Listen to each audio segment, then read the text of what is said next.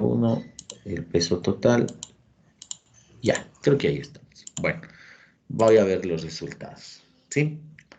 Esto tiene que ver nada más con el ingreso de datos respecto a las distancias del centro de masas a cada pórtico. Hemos ingresado como que fuera irregular. De hecho, es irregular también, ¿no es cierto? Sí. Tenemos aquí ya los primeros resultados. Hablábamos de que esta estructura está ¿en dónde? Las condiciones de suelo y esto. Si me dicen rapidito.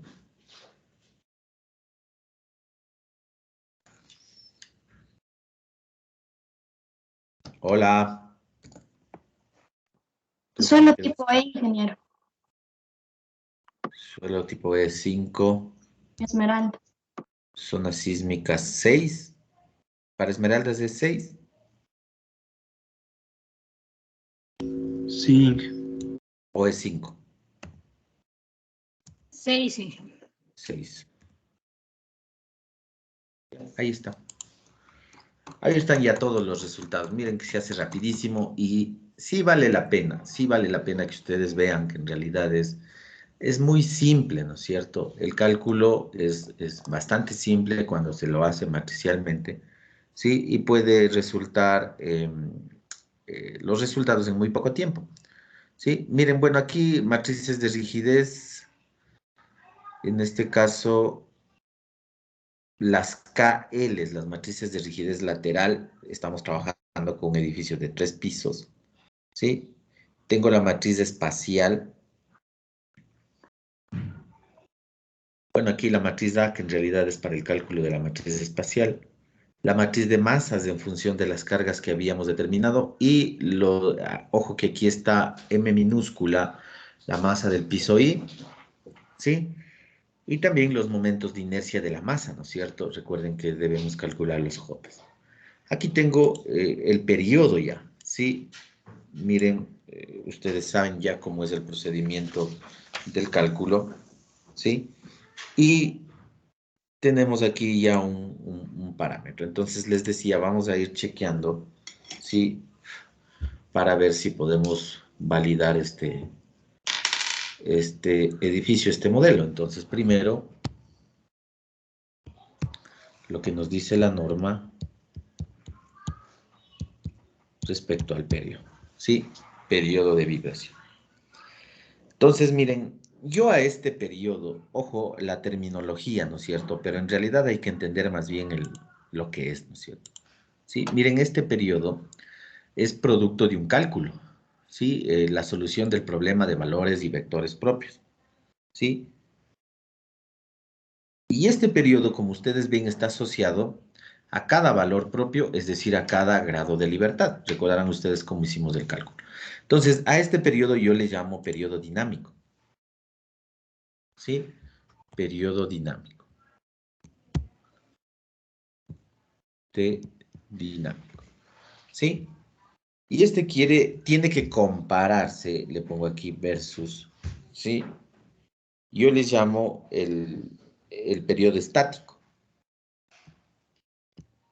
¿sí? El periodo estático, ¿sí? Entonces, entre los dos debemos nosotros verificar, ¿sí? Sus valores, ¿no es cierto? Entonces, ¿cómo vamos a determinar el periodo estático? Entonces, antes aquí yo le voy a poner periodo estático. Para el periodo estático nosotros tenemos dos métodos de cálculo según lo establece la norma, ¿sí? Pero el más utilizado, el más común, es el que está en función de la altura del edificio. Entonces, para el periodo estático yo tengo el CT HN, que corresponde a la altura del edificio, elevado al alfa, ¿sí? Esto está en la norma, y de hecho ustedes saben esto también, ¿no es cierto? Sí, hemos hecho el cálculo de este periodo cuando hacemos análisis estático.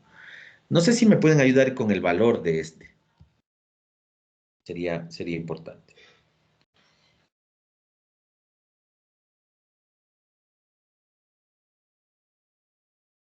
Entonces, ¿qué me dice la norma respecto al periodo? Me da una tolerancia, ¿no es cierto? Si yo hago la comparación. Me dice que el periodo dinámico, el que acabamos de determinar, tiene que ser menor o a lo sumo igual, ¿sí? A 1.3 veces el periodo estático. ¿Sí? Por eso les decía que me irán calculando el valor. ¿Sí? Necesitamos la altura del edificio. El CT son coeficientes, el CT y alfa son coeficientes que están en la norma, ¿no es cierto? Sí, nosotros podemos sin ningún problema calcular.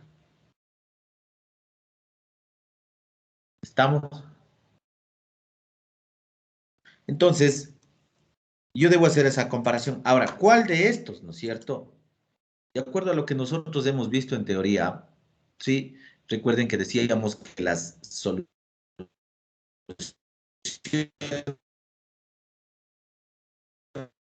para... ¿Sí? ¿Cuál es el objetivo? Pues que el primer valor que aparece, ¿sí? Desde el cálculo de lambda que corresponde al valor propio, ¿sí? Si voy de menor a mayor, el primer valor que aparece corresponde al valor más alto, en términos, digámoslo así, de resultados. Y para nosotros correspondería al valor más crítico, ¿sí? Y el nombre que se le ha dado es el periodo fundamental de la estructura. Entonces yo tengo aquí 0.67 que corresponde a mi periodo estático, 0.67, ¿sí? ¿Qué ocurre con mi periodo dinámico? ¿Qué ocurre con el estático? ¿Me dieron calculando? ¿Cuánto sale? A mí me sale 0.40, 41, 45 segundos, dime. 0. 40, 45 segundos. 0.40, ¿no? ¿Sí? Para el ejemplo. Ahora, deme multiplicando. Veamos si esto sale menor o igual a 1.3 por 0.40. ¿Cuánto sale? 0.52. Ya, 0.52. Menor o igual a 0.52. ¿Sí? Entonces esto no está bien, ¿no es cierto? No cumple. ¿Sí? Y desde aquí ya vamos con eso. No cumple. Entonces, ¿qué hay que hacer en este caso? ¿Sí? Proporcionar mayor rigidez a la estructura. Porque miren, estamos con una estructura, con un edificio muy flexible. Entonces, se trata de limitar, ¿sí? Se trata de limitar el valor del periodo dinámico para que la estructura no comporte no presente un comportamiento demasiado flexible. Máximo debería estar trabajando en 0.52. Y eso como máximo, ¿sí? Estamos. Entonces aquí no cumple, ¿no es cierto? Esto está mal. Entonces, desde aquí, nosotros tenemos que regresar nuevamente al planteamiento estructural, ¿sí? Y mejorar la condición de rigidez de la estructura para que el periodo baje, ¿no es cierto? Entonces, aquí lo ideal sería que en vez de 0.67, esté 0.52 como valor máximo, ¿sí? Entonces, ¿cómo logramos eso? Pues necesitamos mayor rigidez, ese es el punto. Necesitamos mayores secciones, si es que nos mantenemos en el planteamiento estructural que tenemos ahora. Necesitamos más elementos, puede ser que se requiera la ubicación de otro eje, ¿sí? Más columnas, más vigas, ¿sí? Recuerden lo que siempre hemos venido ya analizando respecto a la configuración estructural. Entonces, necesito mayor rigidez. Adicional, puede darse el caso. Bueno, en este caso, como es un ejemplo inventado, ¿sí? Entonces, en realidad sería eso. Pero ya cuando tenemos un caso real, que es lo que ustedes tienen en sus trabajos, ¿sí? Puede darse el caso, sobre todo cuando ya se tiene un número de pisos elevados, hablamos de 7, 8, 10, 12, 14 pisos, ¿sí? Que yo voy a aumentar, posiblemente no me sea factible aumentar más ejes estructurales, ¿no es cierto? Sí, porque a veces ya el proyecto está definido arquitectónicamente. Y yo estoy aumentando las secciones de columnas y vigas y el periodo no lo puedo controlar todavía, ¿sí?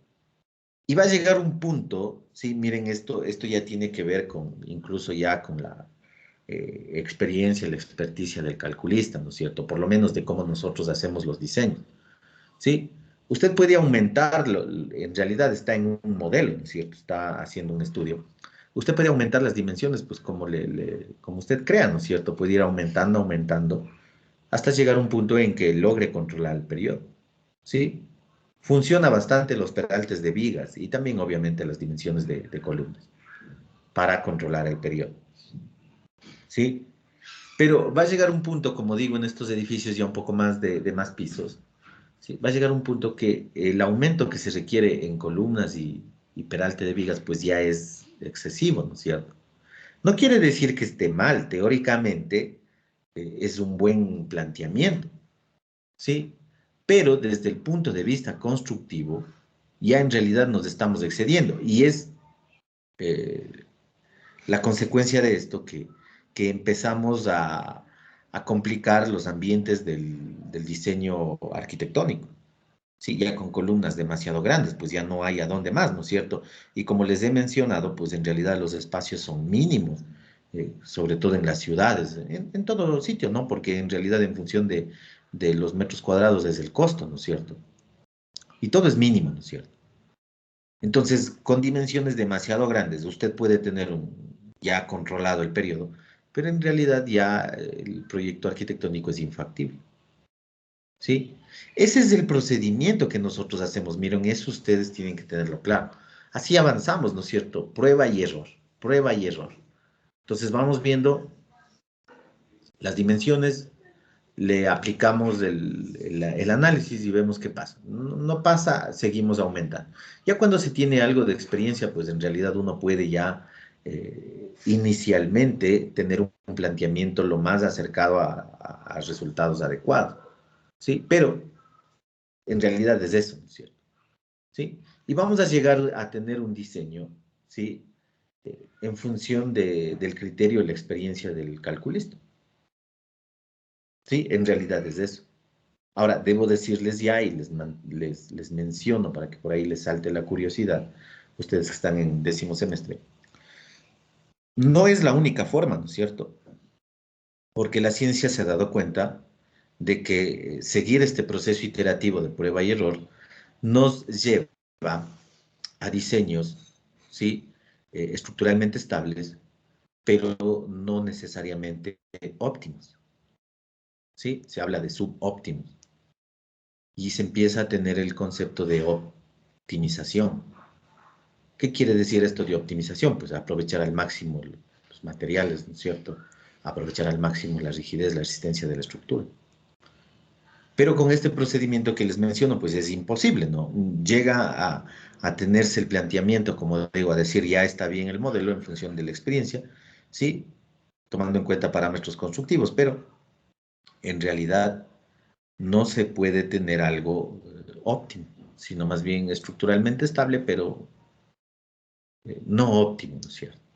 No hay otra forma, ¿sí?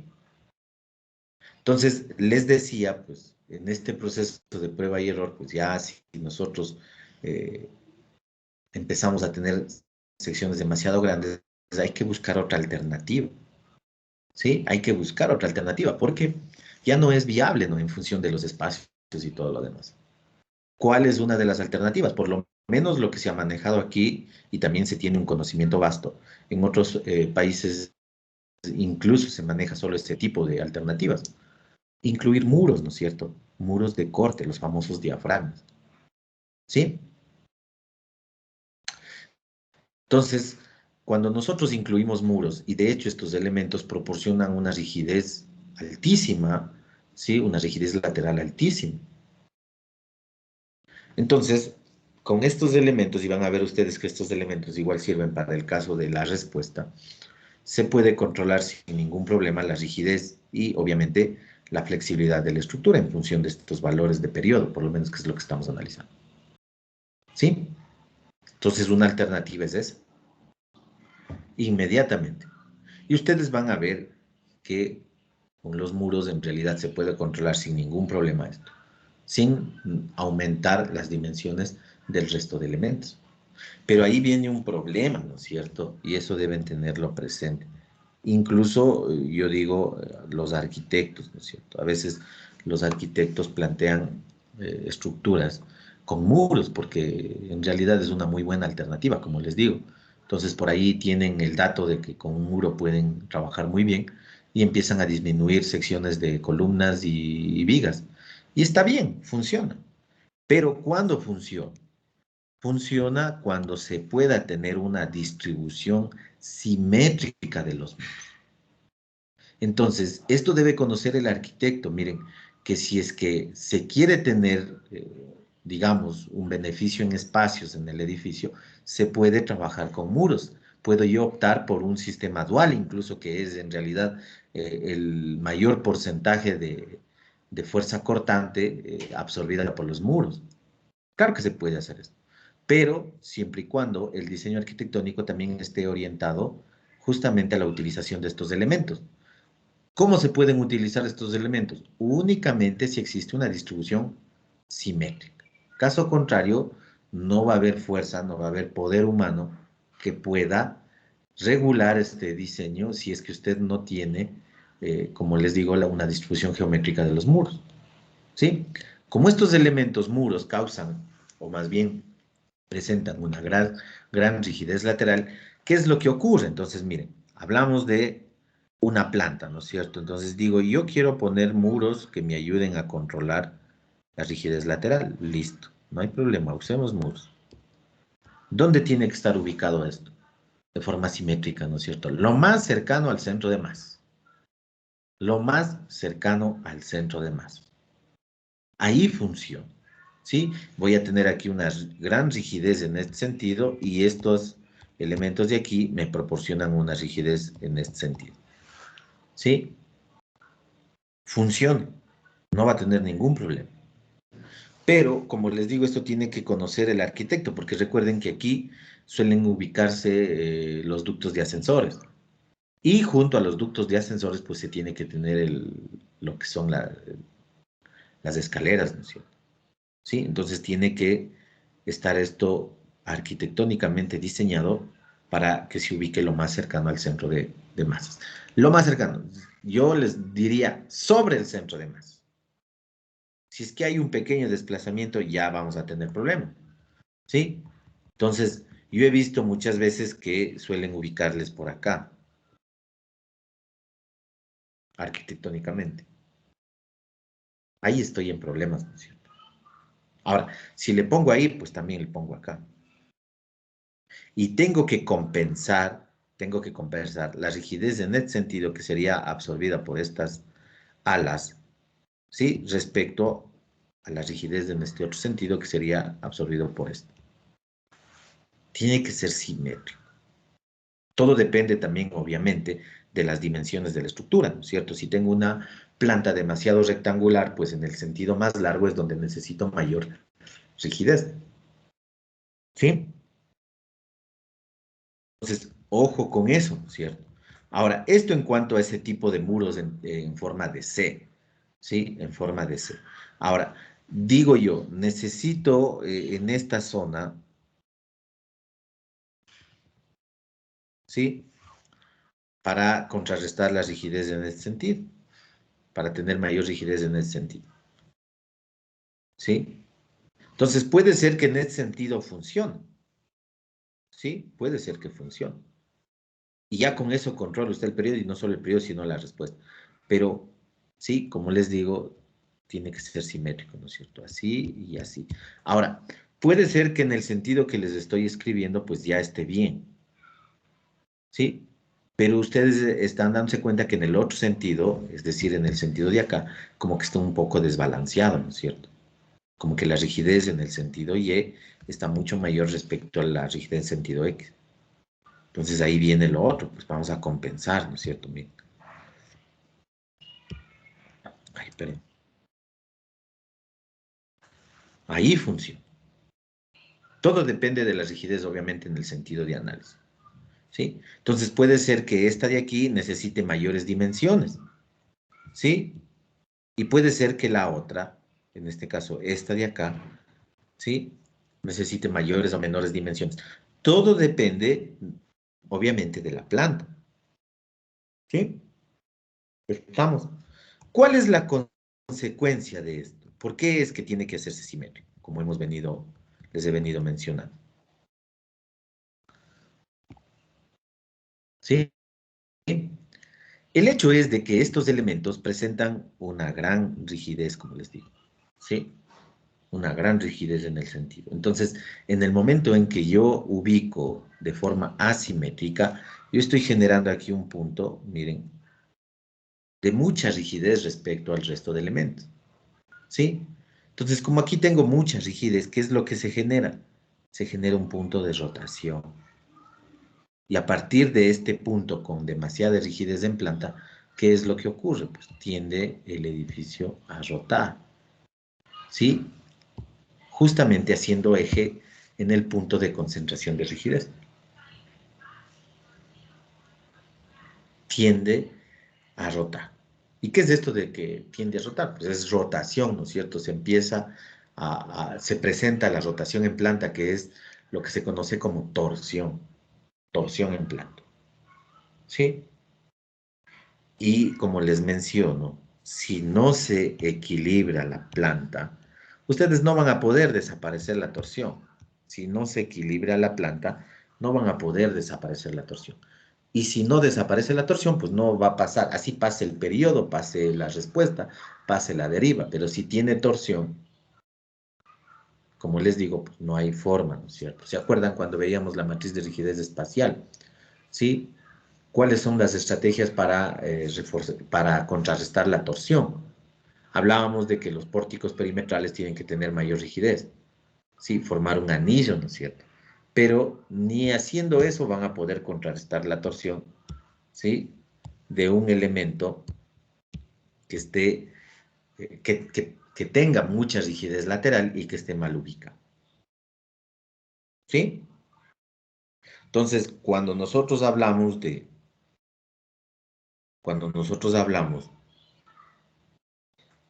muros de corte, en realidad es un análisis mucho más amplio, ¿no es cierto? Es un análisis mucho más amplio, ¿sí? Tomen en cuenta esto. Esto en cuanto a mejorar, ¿no es cierto? Ahora, otra alternativa, pues ya sería lo que también se empieza a manejar aquí, que es bastante bueno, aunque hay que tener mucho cuidado todavía, ¿sí? Incorporar nuevos conceptos, ¿no es cierto? Eh, el hecho de que el comportamiento de la estructura, lo que les mencionaba acá, ¿sí? Esto de aquí, miren, el comportamiento de la estructura pues sea diferente. Ya no enfrente la acción sísmica a partir de deformaciones y desplazamientos, con estas distorsiones que se ven. De hecho, vamos a ver más adelante, pues aquí hay, en cuanto a aceleraciones, pues es altísimo, ¿no es cierto? Entonces, ya no enfrentar la acción sísmica de esta forma, sino brindarle a la estructura un equipamiento, si cabe el término, que justamente ayude a la disipación de la energía. Entonces la estructura ya no va a disipar la energía, sino más bien equipos especiales van a hacer ese trabajo. Entonces empezamos a hablar de conceptos de aislación sísmica, que sí vamos a ver con ustedes, y conceptos de disipación de energía. La utilización de disipadores, ¿no es cierto? Amortiguadores incluso. Hay algunas categorías, ¿no es cierto? También aislación sísmica. Entonces empezamos a ver nuevos conceptos, que eso ya en realidad es otra cosa. ¿Sí? ¿Estamos? No sé si tienen alguna pregunta aquí al respecto. Perdón, ingeniero. No. ¿Qué tan viable es utilizar las diagonales? Diagonales rigidizadoras. Hacen el mismo trabajo que los muros, ¿sí? Que los muros de corte. En menor medida, obviamente, ¿no? Sí, en menor medida. Se suele poner a veces así, así, depende, ¿no? Aquí. Pero hacen el mismo trabajo, lo mismo que los muros. Entonces, para su utilización, la misma recomendación, ¿no es cierto? Una distribución simétrica, simétrica. Y claro, tienen que valorar la rigidez lateral de piso en el un sentido y en el otro sentido, para saber, pues, efectivamente, dónde tiene que tener en este caso, mayores dimensiones, ¿no es cierto? Es lo mismo que los muros, ¿sí? Exactamente lo mismo. Trabajan de la misma forma.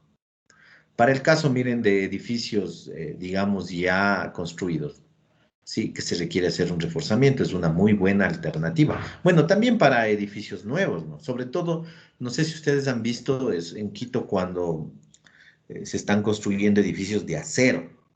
Por lo general, en función del material, en función de las características, propiedades del material acero, estos edificios, los de acero, son extremadamente flexibles, ¿sí? Extremadamente flexibles, son muy flexibles. Entonces, en los edificios de acero es mucho más complicado el cumplimiento de esto. Y ojo que este cumplimiento, este parámetro, corresponde a las estructuras de hormigón y de acero, ¿sí? Y en las estructuras de acero, pues en realidad son por naturaleza estructuras flexibles, ¿sí? Entonces se me va a disparar más el periodo porque son estructuras más livianas, pues obviamente se van a mover más, ¿sí? Se me dispara más. Entonces, ¿cómo logro controlar? Pues ahí viene justamente la utilización de diagonales en edificios nuevos, en edificios antiguos o ya construidos de hormigón armado con deficiencia de rigidez lateral, también se utilizan estas diagonales, aunque también se puede hacer la construcción de muros, de hecho. ¿Sí? Pero también se ha visto, bueno, yo he visto, por lo menos yo me suelo fijar en todo lo que se tiene y sobre todo en construcción de edificios. Sí, se hace una combinación, ¿no es cierto? El edificio de acero con muros de hormigón armado. ¿Sí? El edificio es de acero, digamos al 100%. ¿Sí? Pero como les menciono, para controlar la flexibilidad, muchas veces ya no es suficiente solo una diagonal. O si le ponemos una diagonal o diagonales en forma de cruz, ¿sí? No es suficiente todavía. Entonces, ¿qué hago? Necesito mayor rigidez. Entonces se plantea ahí justamente la construcción de muros de hormigón armado, que son los que me van a ayudar justamente a controlar la flexibilidad. ¿Sí? Pero siempre el criterio, repito nuevamente, el criterio de una distribución simétrica. ¿Sí? Es simple hoy en día. Ah, lo aconsejable, ustedes saben, es no trabajar con muchas irregularidades, entonces no es complicado la distribución simétrica de muros, pero tiene que esto desde el inicio del proyecto plantearse, porque ustedes saben que por lo general, pues los muros, sobre todo si se utilizan, como ustedes ven, en los pórticos perimetrales, ¿sí? Y aquí se tiene ventanería o lo que fuere desde el punto de vista arquitectónico. Entonces, diagonales o muros en realidad causan problemas, ¿no es cierto? Arquitectónicamente hablando. ¿Sí? Entonces, tiene que, como les menciono, el proyecto tomar en cuenta desde la arquitectura, ¿no es cierto? Para que, no sé, se me ocurre, pues en esta zona se diseñe la fachada para que no interrumpa aquí si es una diagonal o es un muro, ¿sí? Luego, cuando se tienen los espacios, como les mencionaba, si voy a poner muros en el interior, pues que efectivamente esté en la zona de gradas. ¿Por qué en la zona de gradas? Porque esto puede estar en cualquier sitio. Pero ¿por qué decimos en la zona de gradas o ascensor? Porque ahí no estorba nadie, pues. Sí. Entonces, es eso nada más. Entonces, que se considere justamente la ubicación de los ascensores, la ubicación de las escaleras en zonas igual, simétricamente ubicadas en función de las dimensiones de la planta. ¿Sí? ¿Estamos?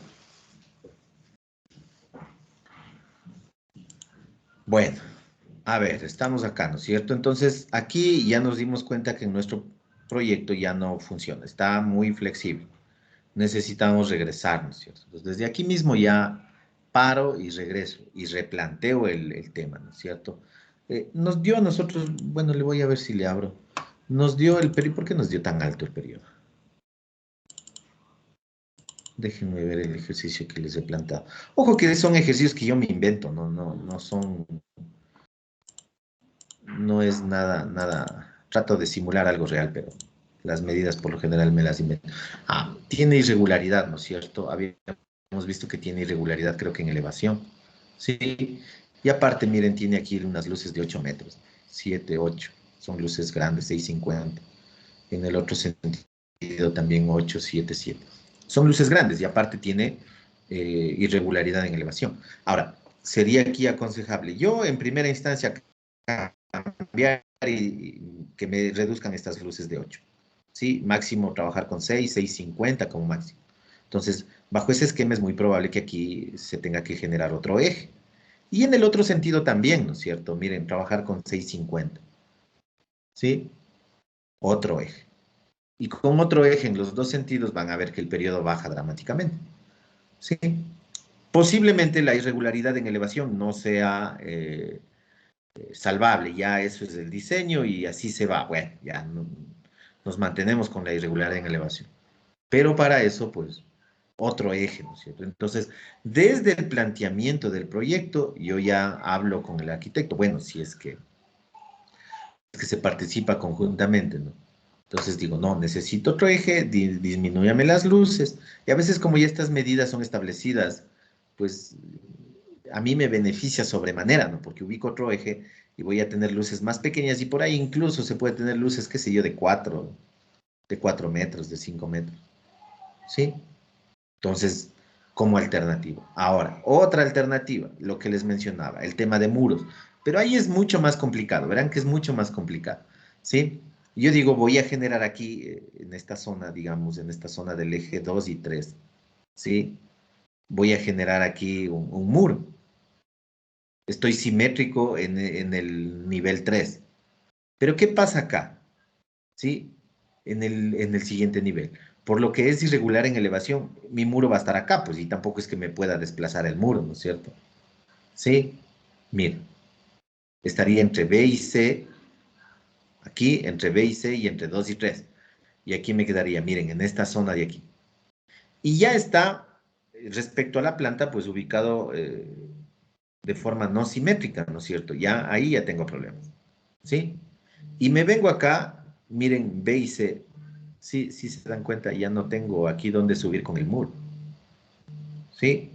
Entonces es un planteamiento, el que les muestro aquí, es un planteamiento un tanto complicado. La solución aquí, incluir otro eje. Incluso con otro eje van a ver que las dimensiones, no sé cuánto eran las dimensiones de columnas. 60 por 60, que son columnas importantes. ¿Sí? Van a disminuir también las columnas, solo con el hecho de generar un nuevo muro, un nuevo eje, perdón. ¿Sí? Listo. Ahora, lo siguiente, tenemos aquí la matriz modal, ¿no es cierto? Phi. Entonces, primer modo, segundo modo, tercer modo, cuarto modo, quinto modo, sexto, séptimo, octavo y noveno.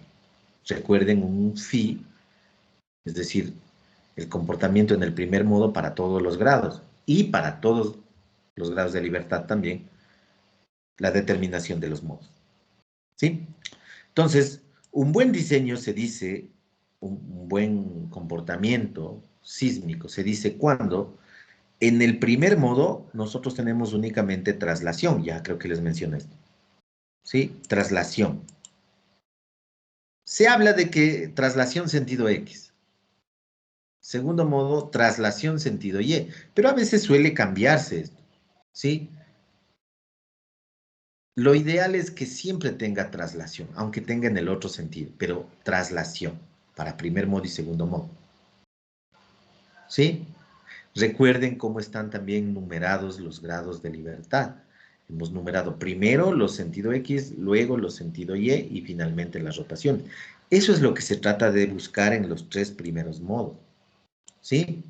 En el primer modo, que se dé un corrimiento hacia el un sentido, una traslación hacia el un sentido. En el segundo, la traslación hacia el otro sentido y finalmente que se presente la rotación. ¿Sí? Entonces, si hablamos de que el modo más crítico es el primero, el fundamental, nosotros vamos a tener exclusivamente una traslación en el primer modo como comportamiento, ¿sí?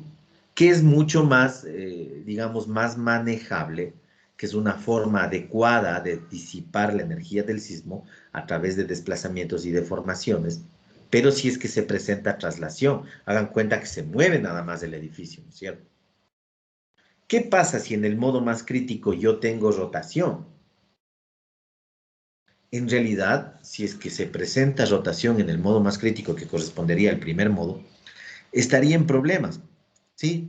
Porque sería una forma distinta de enfrentar el sismo. Distinto a lo que nosotros hemos venido hablando. ¿Respecto a qué? A desplazamientos laterales y deformaciones. Recuerden cuando calculamos la matriz de rigidez lateral. Decíamos, disipamos la energía del sismo con desplazamientos y deformaciones. Desplazamientos laterales, que en este caso son los más importantes. ¿Sí? Entonces, si en el primer modo, ¿sí?, se tiene rotación, el problema es ese, pues no estoy preparado para enfrentar el sismo de esa manera. Entonces, ¿qué es lo que va a pasar? Ya no va a haber desplazamientos laterales, sino va a haber una rotación. Consecuencia de esto, pues, el daño, ¿sí?, el comportamiento no lineal no va a ser controlado. El comportamiento no lineal no va a ser controlado. El mecanismo de falla previsible, pues en realidad ya no obedece a nada, ¿sí? Consecuencia de esto, pues eminente colapso. Colapso de la estructura. No hay a dónde, no hay con qué controlar. Pero si en el modo más crítico que hablamos, que es el primer modo, estamos únicamente con traslación, es decir, con el desplazamiento, en el sentido que sea X o Y, pero siempre traslación, pues ahí sí, ¿no es cierto? Porque para eso está diseñada la estructura. Para eso está diseñada la estructura. Entonces, mientras ocurre el primer modo y el segundo modo, pues en realidad diríamos nosotros que la mayor energía del sismo pues ya ha terminado, ¿no es cierto? Ya se ha disipado. En teoría es el comportamiento que buscamos. Entonces, por eso, cuando hicimos el análisis, la clase anterior de estos valores, lo que hay que interpretar aquí es que los mayores valores que se tiene aquí en la matriz modal, recuerden que no son desplazamientos, ¿sí? Si bien es cierto, se los puede asemejar, como hacíamos el gráfico cuando hicimos los ejemplos simples, ¿sí? Entonces, nos da una idea de que en realidad, para primer modo, sí tengo traslación, para el segundo modo, sí tengo traslación, y para el tercer modo, recién tengo rotación, ¿sí? Y considerando que el Φ1, el modo 1, es el más crítico. Entonces, en este modo 1 es donde ya se va a concentrar la disipación de la energía. La mayor cantidad de disipación de energía ya se va a dar en el modo 1. Y el modo 1, como les menciono, tiene que estar, ¿sí?, justamente tiene que desarrollarse como nosotros hemos planteado el análisis. Ahí es donde estamos, digamos, estamos siguiendo el planteamiento inicial, estamos siendo congruentes con los mecanismos de falla, ¿sí?, que justamente tienen que ser controlados, porque no tienen que ser descontrolados o desorganizados, porque si no el edificio va a colapsar. Entonces, miren, ¿qué pasa cuando yo no ubico bien lo que hablábamos aquí? Estos elementos que tienen rigidez lateral altísima. Genero puntos de rotación, como les decía, ¿no es cierto? Entonces, ¿qué es lo que va a pasar? Si están mal ubicados los muros, ¿sí?, puede ser que yo tenga, más bien, de seguro voy a tener rotación en el primer modo. Como les menciono, pues para el modo más crítico, tener rotación, yo no tengo ninguna previsión, ¿no es cierto? ¿Sí? Yo no tengo, de hecho, ni siquiera calculé para eso. Yo calculé para desplazamiento lateral. Y en el primer modo, si tengo eso, pues en realidad estoy con la estructura colapsada. ¿Estamos claros, jóvenes?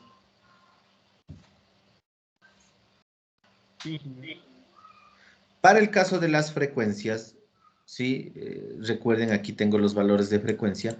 Lo que me indican es la separación de sus valores, ¿sí?, para la utilización o no de ciertos criterios de combinación modal. Pero hablo de ciertos criterios, ¿no es cierto? De ciertos criterios.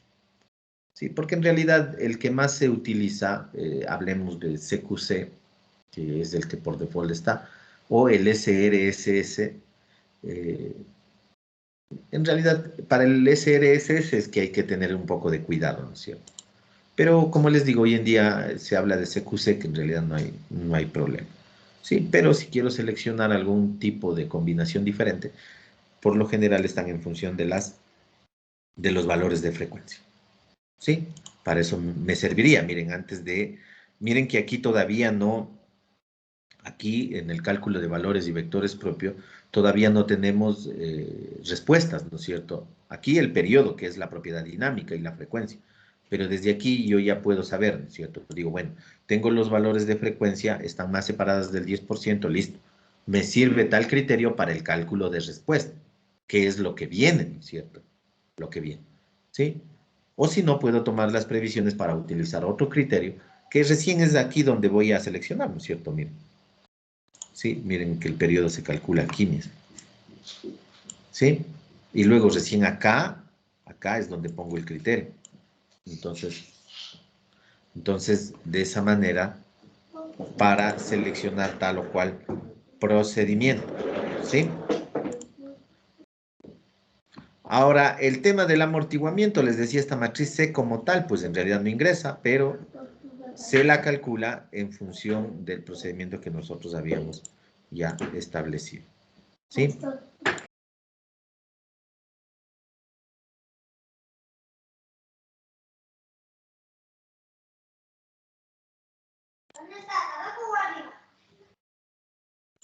¿Sí? Entonces, de todas maneras hemos calculado C. C está calculado con Wilson y Pencil, considerando todos los modos de vibración, como habíamos ya visto en clase. ¿Sí? Ahora, voy a determinar ya las respuestas, ¿no es cierto? Para esto aplico la solución del método en función de la determinación de la aceleración espectral. ¿Sí? Por eso necesito generar el espectro. Solo verifico si estamos bien con todo el AD. Sí, aquí calculamos el AD1 porque en este caso tenemos el espectro que corresponde a una estructura esencial.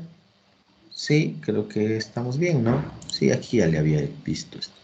Entonces, en función de ello, calculamos los resultados. Miren, tenemos 0.2029, 0.01, 0.18. Sí, los tres valores, recuerden, debo hacer el análisis para cada eje principal de la estructura, ¿cierto? ¿Sí? Por separado. Entonces, si yo digo que estoy en análisis sentido X, los tres primeros valores, de acuerdo a la numeración que nosotros habíamos realizado de los grados de libertad, corresponden a los desplazamientos en sentido X. ¿Sí? El resto serían los desplazamientos en sentido Y, pero como ustedes ven, son mínimos, ¿no es cierto? ¿Sí? ¿Cuándo van a ser importantes estos valores? Ya les mencionaba, estos valores van a ser importantes cuando haga el análisis en sentido Y. ¿Sí? Y aquí tengo el QT inelástico, el que está multiplicado por 8. ¿Sí? El que está multiplicado por 8. Entonces, miren, ¿sí? Yo puedo generar un gráfico. Aquí tenemos unos resultados un tanto interesantes, ¿verdad? Ya les vamos a ver. ¿Sí? El gráfico de desplazamientos que se suele plantear siempre. ¿Sí? Gráfico de desplazamientos en función de los pisos. Tenemos 3 pisos nomás, ¿no? 1, 2, 3. ¿Sí? Entonces, a manera de ejemplo tenemos, miren aquí, 0.01 sería 1 centímetro, 5 centímetros y 9 centímetros, 10 centímetros. Entonces estaríamos más o menos, digo yo, ¿no? Sí, más o menos aquí, luego para acá, 5 y luego para acá, algo así, miren. Sí, más o menos, ¿no? Hablando de, aquí tendríamos desplazamiento inelástico y aquí tenemos los pisos. ¿Sí? El valor de desplazamiento. De la misma manera se puede hacer el gráfico, ¿sí? Piso 1, piso 2, piso 3. 1, 2, 3. Pisos. Y aquí puedo tener el famoso drip o la deriva de piso, ¿no es cierto? ¿Qué se calcula? Ojo, que con los desplazamientos inelásticos ya se puede determinar, ¿no es cierto? ¿Sí se acuerdan el concepto de deriva? Sí, ¿no?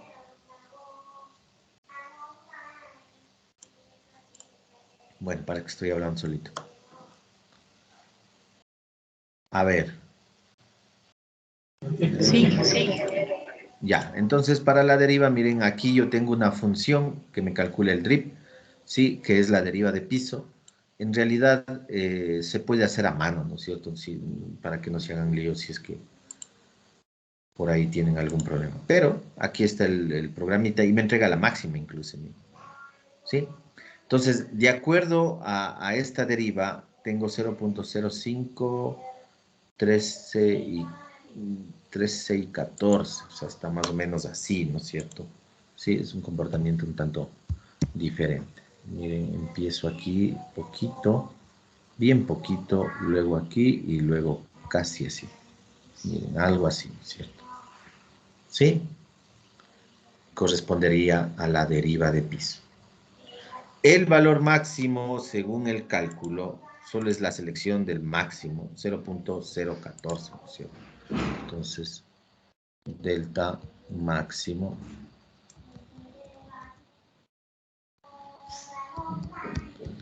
0.014. ¿Sí? ¿Dónde está ese valor? Aquí en el último piso. ¿Sí? Ahora, miren, si ustedes ven el valor y ahí viene el control, y yo diría que este es el control más importante, ¿sí? El control más importante que tiene la norma, y es la única forma de controlar el... Bueno, los otros también contribuyen, pero para controlar el no colapso, ¿no es cierto? ¿Sí? El valor más importante es la deriva.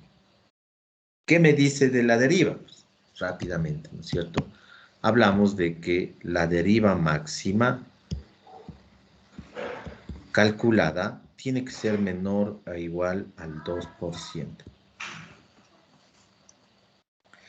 Esta condición para el caso de estructuras de acero y estructuras de hormigón armado. ¿Sí? Para el caso de estructuras de mampostería, la norma habla de el 1%, pero estructuras de mampostería en realidad ya no, pienso que ya no se hacen, ¿no es cierto? ¿Sí? Entonces, miren, si comparamos estos resultados, en realidad la deriva de piso está bastante baja, ¿no es cierto? Cumple, ¿sí? Y la deriva máxima se da en el nivel 3, y hay que analizarlo de acá, ¿no es cierto? Miren, ¿por qué en el nivel 3? Porque tenemos, ¿sí? Una menor área en el piso 3, ¿no es cierto? En realidad es una configuración bastante irregular, ¿sí? Es una configuración bastante irregular. Por eso se da ese comportamiento, ¿sí? Pero tengo una deriva relativamente baja, ¿sí? 0.014. Entonces, más bien aquí en este análisis estábamos regidos por el caso del periodo, ¿no es cierto? Que ahí el periodo sí se fue más. En cambio, en cuanto a desplazamiento, sí estoy bien. Ahora, si yo controlo el periodo, igual la deriva va a disminuir. ¿Sí? Miren para que vayan chequeando. No sé si tienen alguna pregunta al respecto.